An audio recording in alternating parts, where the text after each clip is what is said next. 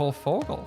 Thank you so much for inviting me here to your home. Well, I kind of invited myself, but thank you so much for opening the door.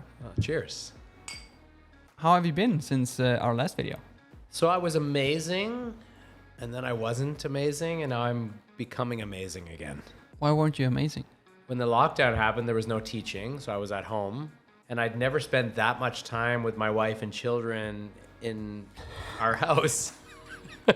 Like, we were all making each other crazy. And I guess I just felt like a rat in a cage, you know, like just kind of like, as I know how you feel, going out wearing a mask everywhere you go is not the most comfortable thing. I'd hate to be called you're an anti-masker. I'm an anti-covering my face. Yeah, like I'm a face person. With a face like yours, you should be. Yeah, thank you very much. It's very inspiring. Remember last time I did not have the beard. I'm so glad you grew a beard though, man. I want to see everyone I know with a beard. And we said in that video, we said that I get it mixed up with Jonas a lot. So one of us should have grown a beard. And I was hinting that Jonas should do it. But then here we are. Jonas, he looks so much better than you right now. Here we are 6 months later. and I'm the one with the beard. So yeah, I felt a little bit depressed, and what came out of it, I guess I ended up going for a really long bike ride with my friend Jonathan, Taiwan on 2 wheels. Check out his channel. Gotcha. So I was stuck in the heat the entire ride. It was a bit rough. But what was my point about this? After doing the ride, I felt better. I felt getting back out on my bicycle and exploring Taiwan and being the Cole Fogel that I like to be brought the Cole Fogel back that I want to be. And I'm starting to feel more balanced. A healthy balance. I'm starting to feel more balanced. Perfect. Can I just move your microphone a little bit closer to you? Oh, yeah, so sorry. It's weird. People are usually moving microphones away from me because my voice really projects. I love your voice. Like, Thank you. If I ever need a professional like voiceover, you will be the first one to call. And that's also why I'm so excited to have you as a podcast guest here, just because the listeners are just going to fall in love with your voice, I think. Or fall asleep.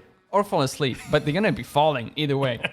It's just like the people who are watching this on YouTube are going to fall in love with your beard, and the people listening on the podcast are going to fall in love with your voice. How is Cole Fogel today versus the guy who was in my studio back in January? So for those of you that don't know, I did a 1-year challenge where I made a video every day for 1 year. That was a real challenge because my wife was actually part of the challenge doing the subtitles every day for that year as well. So it was a 2-person challenge. I guess I was in a very motivated state.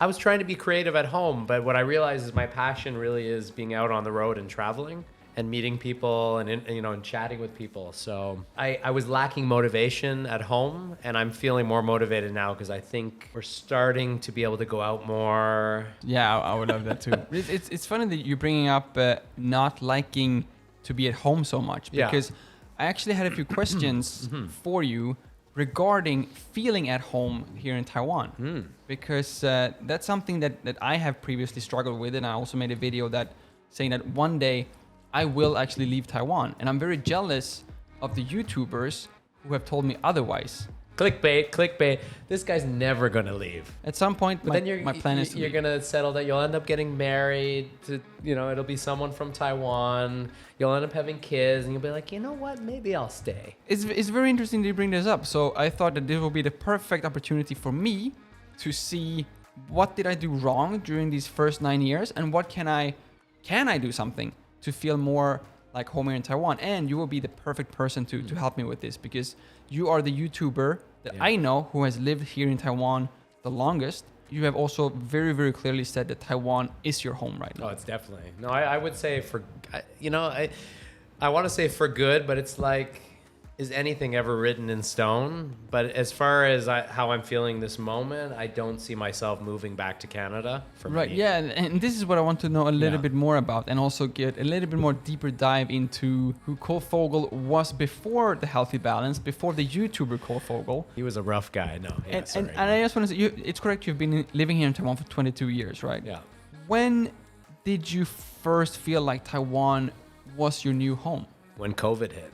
So very recently. As soon as the pandemic hit, I was like, because I could see what was going on in the rest of the world, and I suddenly had this warm feeling like they had our best interest here. Like I felt like we could be in the same situation that the rest of the world was, and I just felt like how they dealt with that, I felt like I was in a place where they had humanity's best interests. Like it started as just, I feel safe, For years, I didn't feel safe in Taiwan. No, not because fear of China attacking, but earthquakes.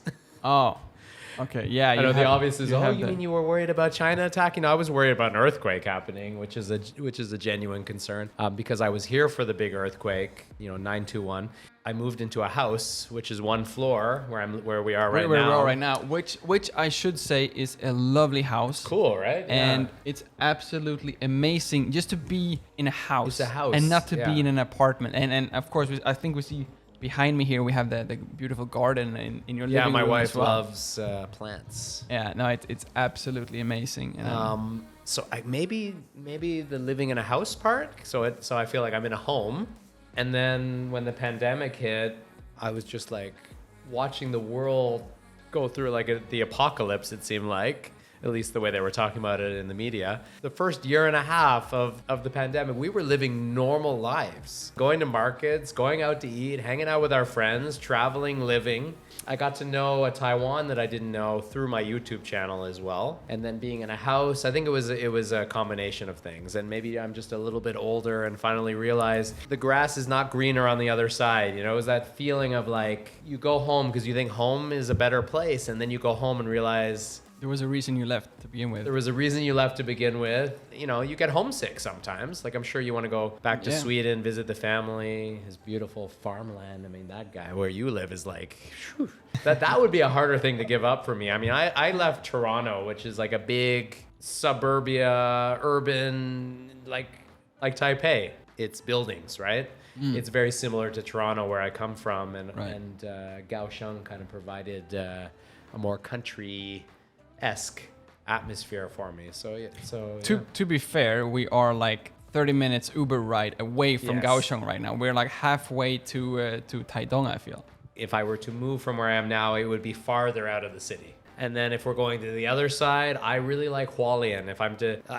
But in this rate, we're just like anywhere over Taiwan right now. You cannot just continue adding every single county. Most people always say Taidong, but I'm actually going to say I actually like Hualien more than Taidong. Taidong is like, from a Taipei person point of view, Taidong is like as far away as you could possibly get, I feel. Honestly, I'm not going to give you any comments right now. I ended up in a heated discussion with Alan. I made a mistake of saying that when I do go traveling and I make these videos, I should explain this a little bit further as well. Most of my videos now are just in my studio up in Taipei. Truth be told, when I do go out and travel, it's usually for like a sponsored video. And I already have like a preset itinerary with someone actually driving me around to go to these different places. So I told Alan about this and I said, like, if I just go down on the HSR, then if I get off in Taichung, Tainan, or Kaohsiung, and then if I get driven out somewhere to like this random place or random restaurant or whatever, it all just kind of like blends in all together to me. I can't necessarily say that place was in Chiayi, that place was in Tainan.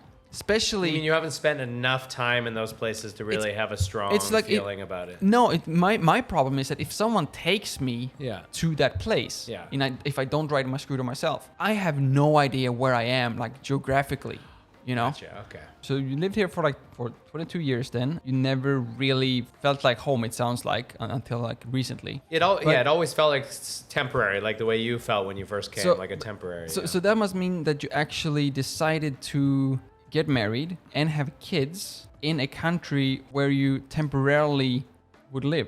Yes. Yeah, when I had my first son, Jace, it was definitely... My cat's looking at me now. Hi, Johnny. Oh. There you go. There's Johnny. There we go. Johnny, what do you have to say? So he's more like a dog. He doesn't like to be... Actually, he's okay. He seems... Okay. He's trying to escape, but... He just doesn't want to be in the camera. Yeah, you're a good boy, Johnny. I'm just curious, how was your mindset when you decided to get married and to have kids in a country where you, at that time, did not feel like home in? A lot of people would go back home, at least just for the birth itself. Yeah, our plan was to have kids in Canada and be in Canada. That was our initial plan. I know, I have to actually really think about that. I guess it might have been a money factor. So we had Jace in Taiwan, and our plan was to move back because I thought the school system is better in Canada. Kids But get we to, know, yeah. last time you were in my studio, you said that the Taiwanese education system is actually better than the Canadian one. If we're going back in time, my thought was they get too much homework here. It's a very school-centric society. But what I realize now is that your kid can just do the best they can. I mean, I guess I'd want to say this to other parents. School does not have to be everything, like it's kind of like you go to work, your kids go to school, but that's just part of life. And I think I recall saying is if you have a good home life and your kids are happy at home and it's a balanced schedule between school and home, then I don't really think it matters where you go to school. Like when I'm in Taiwan, I make a decent salary being an English teacher. And then I started doing the YouTubing, so that adds some money to my salary. Not much, but one day I'll make my way to where Lukas is at with YouTube. Oh, but no, you don't end up having more money. You just end up having more cameras. Well, maybe I won't buy as many gadgets as you. Although I do like your gadgets, though. Yeah, life became I felt poor in Canada. Like I felt like I had gone to school to be a radio television broadcaster, which is kind of like really? someone who would use the board here. Why aren't you? Do you want to switch places? Why aren't you the one sitting here in front of? Because it was the wrong course for me to take. Because what I realized is I always wanted to be in front of the camera, performing, maybe being a host, which is similar to being a YouTuber. You're a host of your channel. I was a landscaper. I was doing gardening. Like I had all these different. It's like it feels like you still are doing. Yeah, I guess. gardening, I enjoyed that. But then I got an injury doing the gardening. We were lifting heavy trees and stuff. Oh wow! And I was already in my late 30s. That's why you have a small camera. That's why I have it. Maybe. That's why I have a small camera. But I'm not even gonna go there. I'm gonna stop right there. I was about to make a joke, but my heart is big. Nice. Yeah. Nice save. Yeah, I thought that was pretty good. And I was having culture shock. I went back to Canada. I was having Canada reverse culture shock. Yeah. I was like, who are these Canadian people? Like, I couldn't relate to life there because I had spent so many years in Taiwan. Like, Canada was like foreign to me. And so I think what happened was I got culture shock. And then I picked my family up and we got on an airplane and moved back to Taiwan. Initially, it was culture shock. It wasn't that Taiwan was the better option. It was more... Canada was not. And then I came back to Taiwan and I swear, the day I arrived, I regretted arriving. I was like, I made a mistake. We should move back to Canada. And my wife literally said, I'm not moving again. Like, so this whole thing is just like, it was not even up to you. It was your wife who decided. Why don't I have the podcast with your wife instead? It would be. I was trying to convince her to be part of it. That actually would have been really cool because she's actually a very interesting character. That's why I saved up my beard. I heard that she thought that you were sexy with the long beard, so I figured. You see what you missed, honey? How many opportunities do you get to get home to Casa del Col? And right. She's not here. all these 3 months beard for nothing. Lukas has literally been growing that beard for you. He knows how much you like Ewan McGregor. You also have a full family here in Taiwan. The full rosters. Is there any difference raising a family as a foreigner here in Taiwan? What is the most difficult thing about raising a family as being a foreigner versus being a Taiwanese person? The Taiwanese families watching this may not realize. First off, I'm going to say it's a little bit easier if you're a foreigner who ends up with a local person. Obviously, when I said she does everything for me, I mean, she's my translator all the time. She's deals with all the paperwork and everything. I'm embarrassed to say, but if she wasn't there, I could still do all those things. I just think it would require more time and effort if you're here as a foreign family.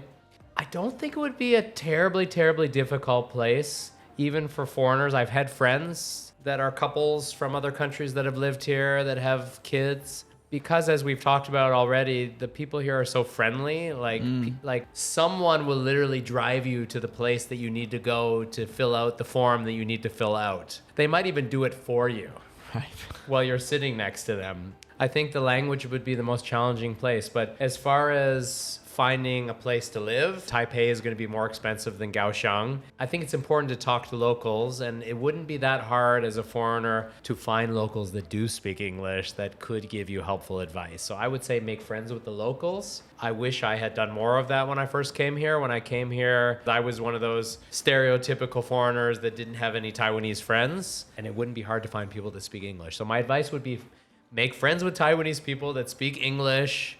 where you can also practice your Chinese and they can help you, I guess is what I would say. When the pandemic hit, I wasn't able to go home even if I wanted to.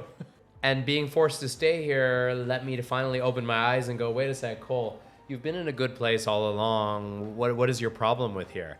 And your problem with here isn't here. It's your problem. Your problem is just with yourself. And when I started to make peace with myself, I started to feel happier where I was. And then I started to open my eyes and go, Taiwan's an awesome place. And that was it, really. Does that answer your question? I think so. Like even I started to forget my question now. It was a long time ago. Then it kind of sounds like we are in the similar position. And like I am where you were before the pandemic.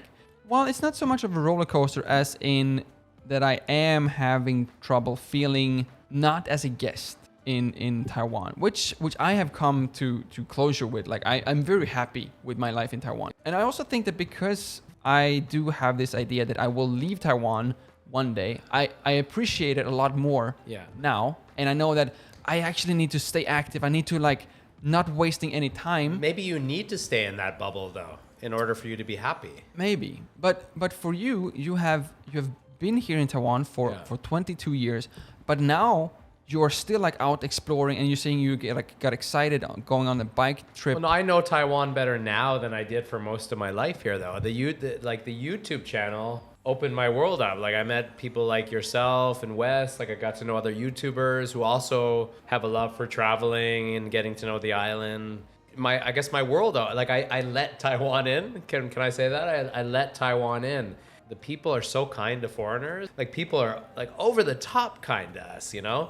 I would never want it any other way. I don't know about you. I mean, I'm grateful that they're so nice to foreigners, but we would never get this level of treatment back home. Would you in Sweden and Canada? You think someone would hand me a piece of fruit in Canada? Like, here, have a whole pineapple. Yeah, no, that doesn't happen. It's unbelievable. And it's not a particular foreigner either. Every single foreigner has the same kind of story and the same kind of impression of Taiwan. It's amazing. I mean, I wish Canada, people are kind in Canada, but the way I'm explaining it is like Sweden is passively kind. Yeah. Whereas Taiwanese are actively kind. Okay, so Canada the same. It's passively kind. And they go out of their way to like actually give instead of like helping. If Taiwanese, like they might speak zero English and they'll still find a way to help you. No, yeah, absolutely. Basically, you waited 2 decades to travel and make videos about about Taiwan. Like Ken Ding was like the only place I had been like in like most of my time in Taiwan. I talked about wanting to be a YouTuber for years, actually. Oh, yeah? I would say to my wife, you know, I wanted to be a podcaster. Podcasting was the first thing, actually. What we're doing right now is what I wanted to do originally. But I always does that mean that I'm fulfilling your dream now by coming here? You're inspiring me. Like, I'm seeing your setup, and being less technical than you, I feel like I probably won't need as much. But it inspires me to see, you know, we've got 2 microphones and a soundboard, some cables. You know, maybe I'm using my phone instead of a camera. Like whatever it is, I can do it. Like I'm seeing now that I can do it, and just don't be lazy, Cole. What were you saying? You were saying earlier, you made a comment to me about... you don't have to be great to start, but you have to start to be great. You have to start to be great. How did you start I YouTube? just started making a few videos with my iPhone 6 originally. Now I have an iPhone 11. I upgraded. And my wife wasn't on board. Like, no way in hell she was going to do subtitles for something that might have been a passing idea that I wasn't going to take seriously, because she'd watched me over the years get manic about something and like, oh, he's really excited, but he's going to... You seem like this kind of guy who has like 100 ideas and then you try 2. Yes, that's me. Is that, yeah? Yeah, and that's stupid. You should just try them all. And I see you're doing that. You've got your podcast and you like, just do it. I mean... Yeah, I'm more like, I'm getting one idea and then I have like just 100 different ways, try to find like the most efficient one before I start, which takes some time. But I also believe everything happens because it's meant to happen. I think, okay, you don't believe you can change your own... No, I think you can. Well, that's a good question, because maybe if you change it, that was just what you were supposed to do. Mm-hmm. So this one, I do not believe in, because if you would have that mindset, then there's no point of doing anything. You know, like why would you work? I mean, if everything's predetermined. If you think that everything happens. Oh, you mean what's the point in living? You mean like what's the point in this life? Not what's the point of living, but what's the point of effort, of trying? If you work 3 times as hard, you are being rewarded 3 times as much. How can you say that is already this destined to happen? Or are you destined to have a bigger drive than other people? I know, I have to think about that. Okay, I'll come back to it. I'll ask you some other questions in the meantime. Is there anything else that on a personal level that you could change and that you have changed yourself to feel more like home and maybe more at peace? Yeah, I mean, I think going back to finding happiness within myself. When you're in a relationship, it can add to your happiness. When you're in a beautiful place, it can add to your happiness. But if ultimately you are unhappy within yourself, then all of those things add to the unhappiness. They will add to the, or it's only a matter of time before they won't do anything for you either. Kind of like a dopamine hit, you know? Right. You get dopamine when you use your smartphone, you get that dopamine hit, but they won't give you ultimate happiness. And so I think ultimately what made me feel, and I think it's still a process in me now, like it's not like I'm the happiest person in the world. I would say that you're the most energetic person in the world, at least that I have met. I'm pretty high energy, although you're like one of these like bouncy balls. I just like. Although I thought that, but then I became friends with Logan. Yeah, and he's more of a bouncy ball than me. Hey, hey, hey! 欢迎光临，就是我小贝。大家好。Yeah, I would say you're the most energetic human. I don't know what Logan is. Logan, you're an alien, man. I come from the planet Michan. If we go to like a little bit more like details and specifics here, just your absolute personal life here. You also mentioned that I have a family here too, right? Of course, my wife's family. But you also have your own family back in Canada, which... Yeah. I miss my family, but you know, their life goes on without me, you know what I mean? And if me living in Taiwan is where I need to be the best version of myself. What do you think about your own kids then? What would it be if they grew up saying that, you know, actually we want to go and move to Canada? Would you stay? Ooh. I'm a little bit different from my parents. I might follow my kids because I want to be closer to my kids. I would give up my life here to be closer to my kids because and this is not an insult to my parents. It would be crazy to ask them to give up the life they have there to live in a place like Taiwan. It would be so backwards for them here. Like life here would be so confusing. So why would you want to move back to Canada then? Like what's the reason? To help them or just to... Oh, you're saying if I were to move back? If your kids would move back and you would follow them, what would be the main reason? Because just to be close to them. To be close to them because... I feel like I had kids because I wanted to have kids, so I want to be near them. So it's selfish reasons, not that they would need you close. I would be close. I mean, I would be there for them if they needed me, but I know it sounds crazy, right? To move for your kids?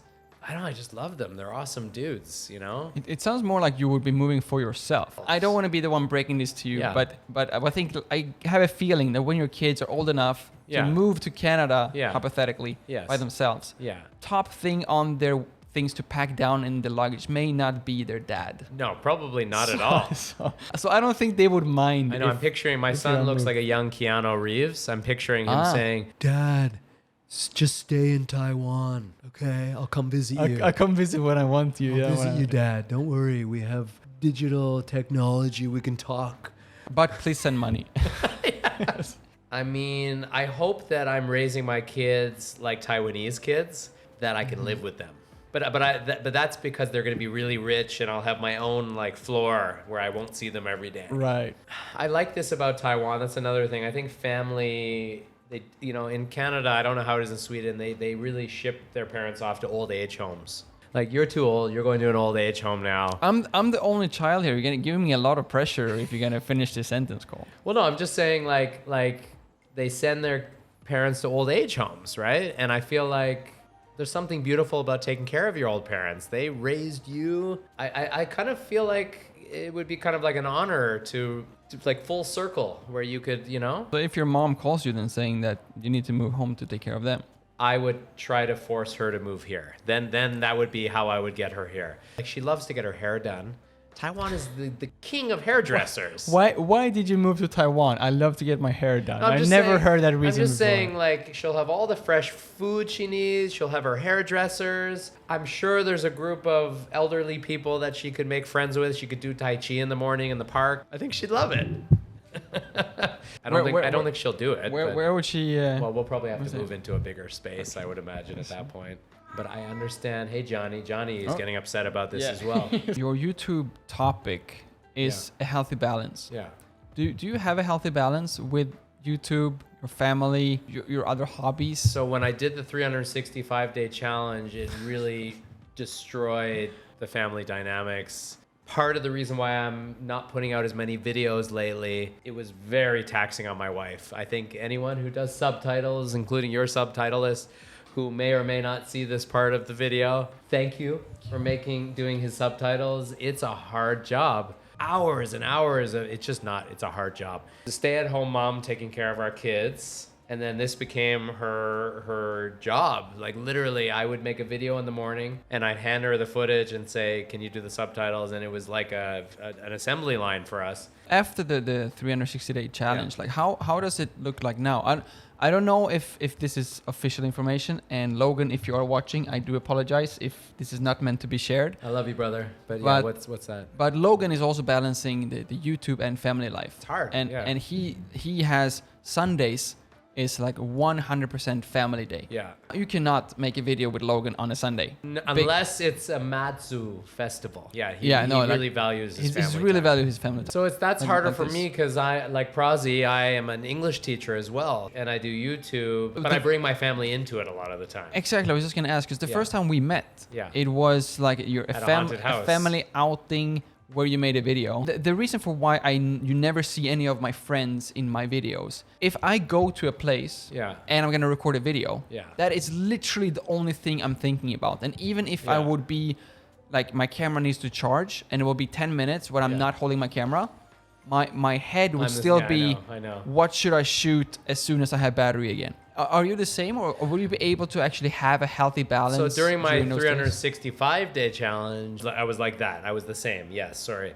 When the challenge ended, there was a grieving period after it ended where I actually felt kind of depressed and like, oh no, my purpose ended. You know, because my purpose was to do a 365-day challenge, and then it ended. And I looked at Becky and I was like, 3 videos a week seems doable. And that was our intention. I want to know how many hours it takes you to edit something like this. It's going to take me probably around, like 5 hours to get the timeline done. And then another like 3 hours to get like effects. And what is worse though is how much I need to pay to get this translated and subtitled. It's going to suck. Thousands. Is there actually a standard price for subtitlelists? 70 NT per minute of video. Wow. Yeah. What? My cat is literally, he was howling. He does that sometimes. I don't know if I should take him to the vet. He's been doing that lately more. It could also mean that there's another snake in the house. No, he does it every day. I don't think, oh man, there's another snake hiding in my house right now. Speaking about making this place feel like home, this place is also home for a lot of different reptiles, at least one snake. Okay, let's talk about this snake for a while. I don't even know if this podcast have a topic anymore, but talking about like you feeling like home in Taiwan. Yeah. When me and Yuan saw the video of you having a snake here, insane, right? There's absolutely no way. Honestly, how can you still live here? So our neighbors around the area have mentioned that it's happened to them once or twice as well. Mm-hmm.